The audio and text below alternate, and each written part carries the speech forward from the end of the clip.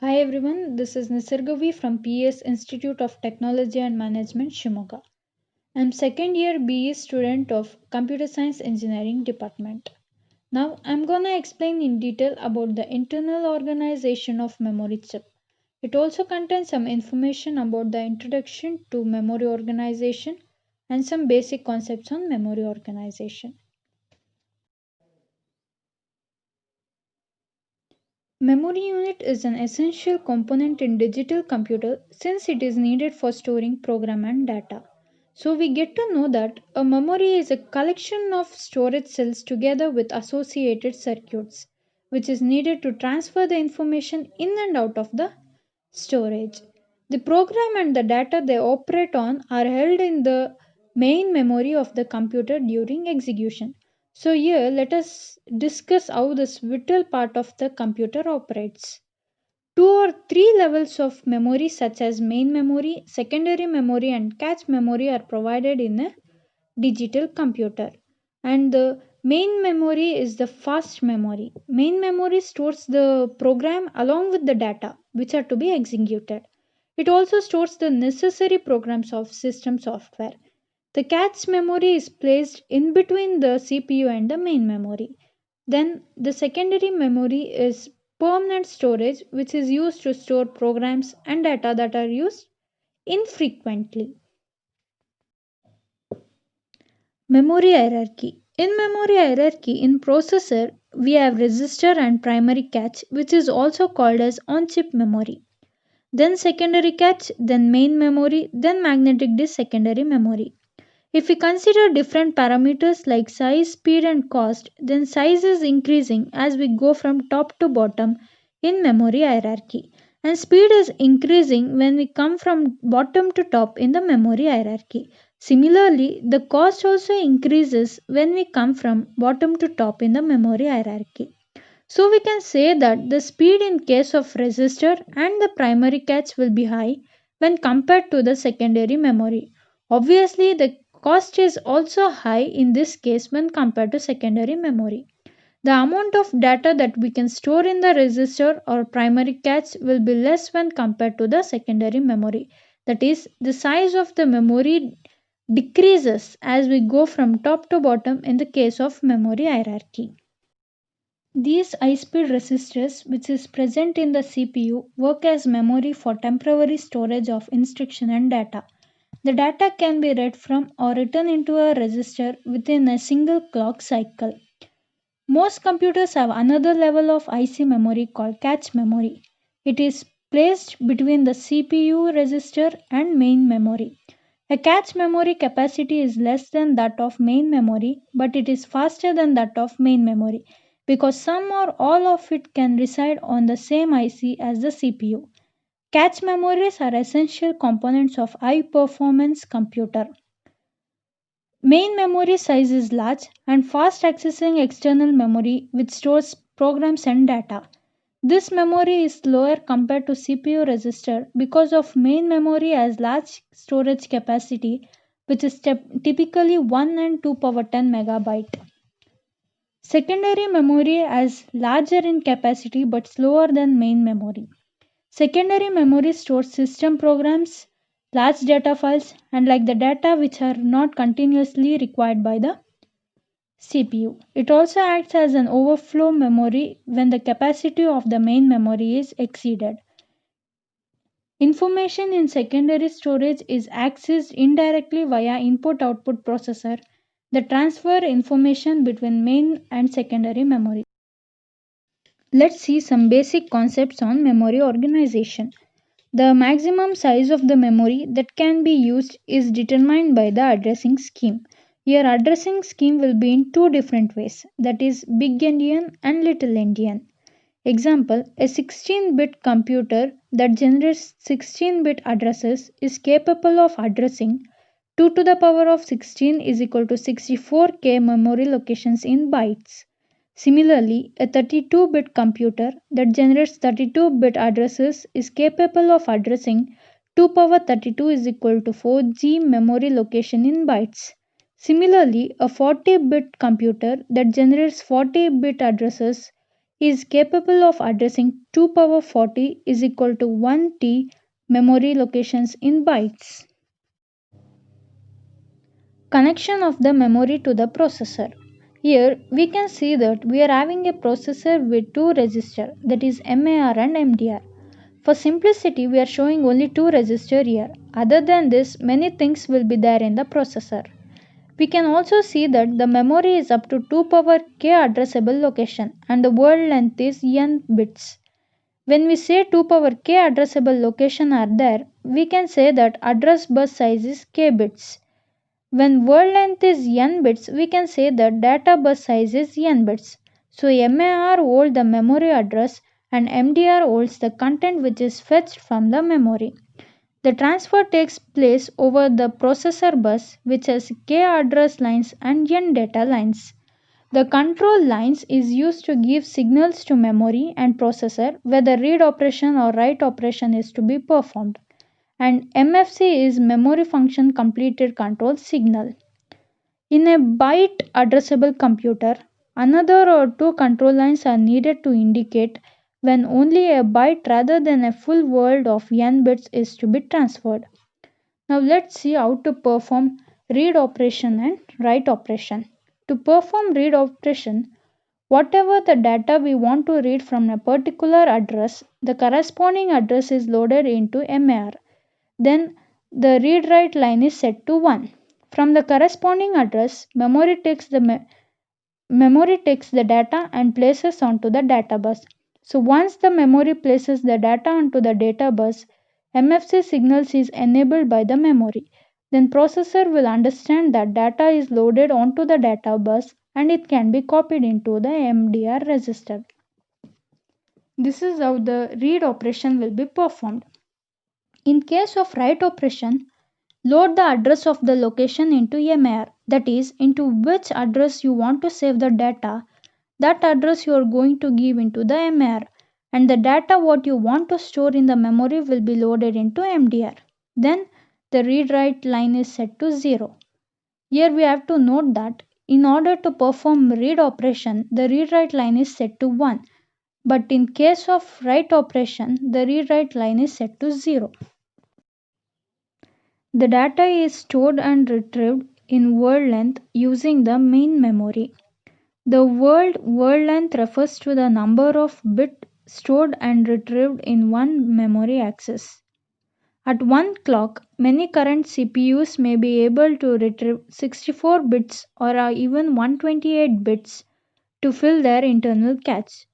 Many modern computers are byte addressable. For example, a possible address assignment for a byte addressable 32-bit computer using the big endian arrangement.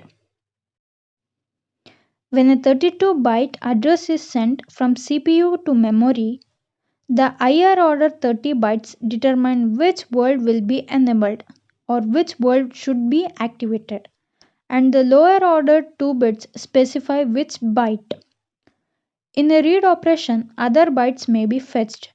If the operation is a byte write, then the control circuitry of the memory, which is also called as memory controller, must ensure that the contents of other bytes of the same word are not changed. Now, let us look at the internal organization of memory chip. Memory cells are usually organized in the form of an array. Each cell of the array is capable of storing one bit of information. Each row of cells constitutes a world. All cells of a row are connected to a common line and this common line is referred to as word line. A word line is driven by the address decoder on the chip. Cells in each column are connected to a sense-write circuit by 2-bit lines. The sense-write circuits are connected to the data input-output lines of the chip. During a read operation, the sense-write circuits read the information stored in the cells selected by a word line and transmit the information to the output data lines.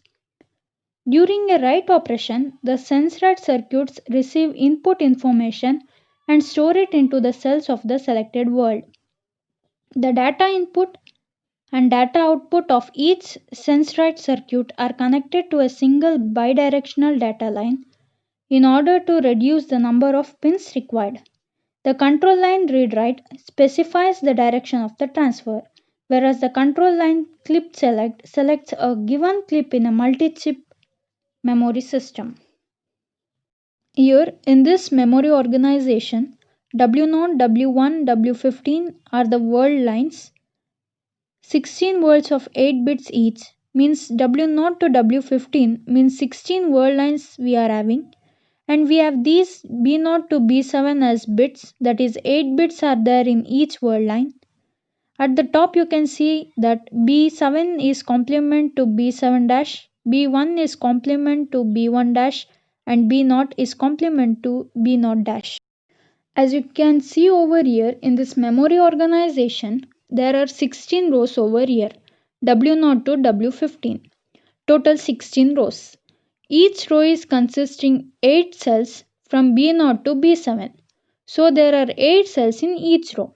So we can say that it is a 16 by 8 memory cell or memory organization. This is capable of storing 16 into 8, that is 128 bits of information.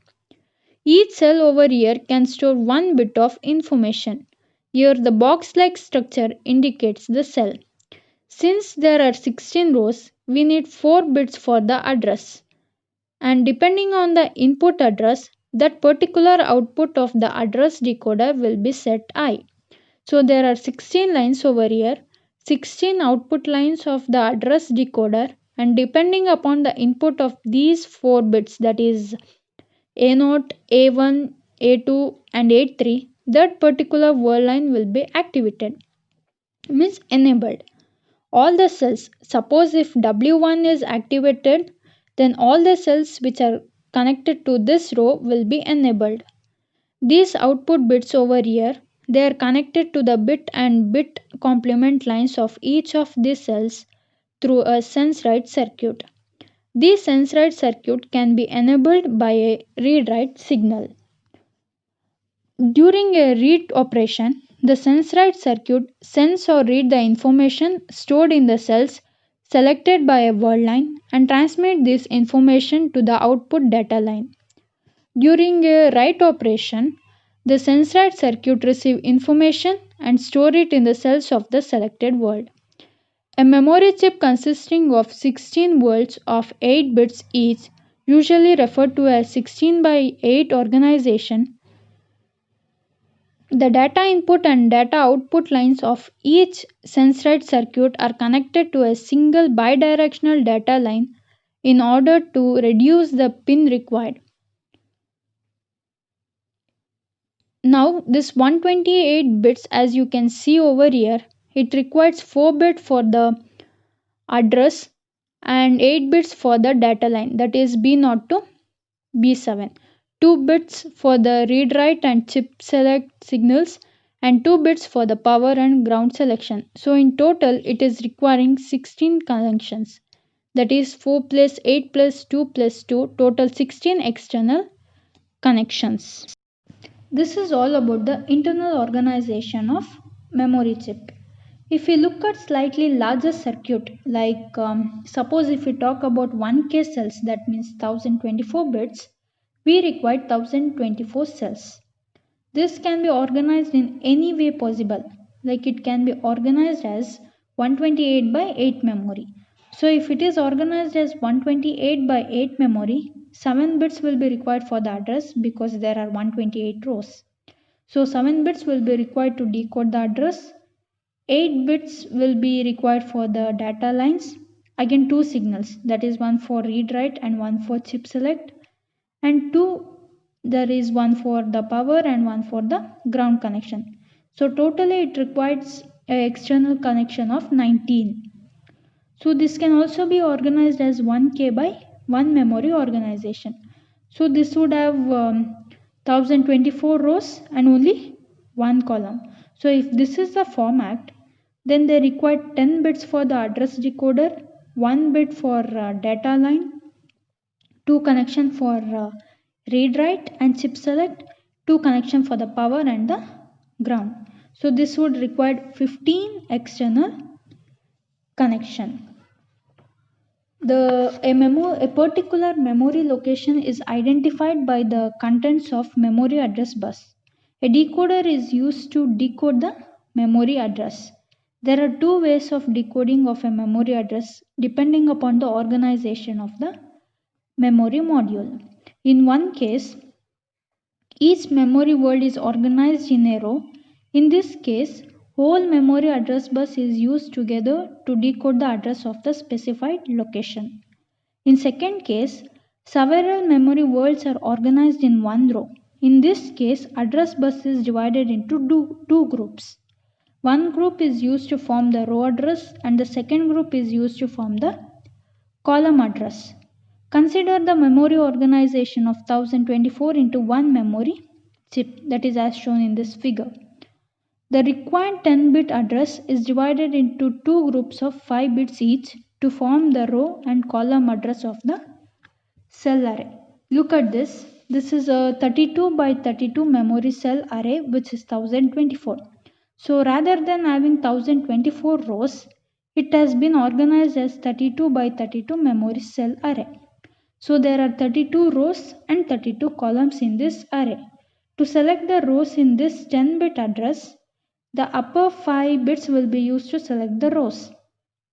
There will be a 5-bit decoder over here, and depending upon the input, particular word line would be selected, and all the cells in that particular row will be selected. The lower 5 bits can be used to select the column. So here once that complete row has been selected, which is containing 32 cells, out of these 32 cells, since we required only 1 bit, so one particular column will be chosen depending upon the address over here which is available. And that particular column will be sent to the data input if it is a write operation, or it will be written into if it is a read operation. So this sense write circuit will read or write from one of these 32 columns depending upon the column address. So this is why we need a 32 by 1 output multiplexer and 32 by 1 input demultiplexer. So these are the different way in which a memory chip can be organized. So this is all about the introduction to memory organization, some basic concepts on memory organization, then internal organization of memory chip and organization of a 1K by 1 memory chip. So thank you guys. Thank you for watching this video.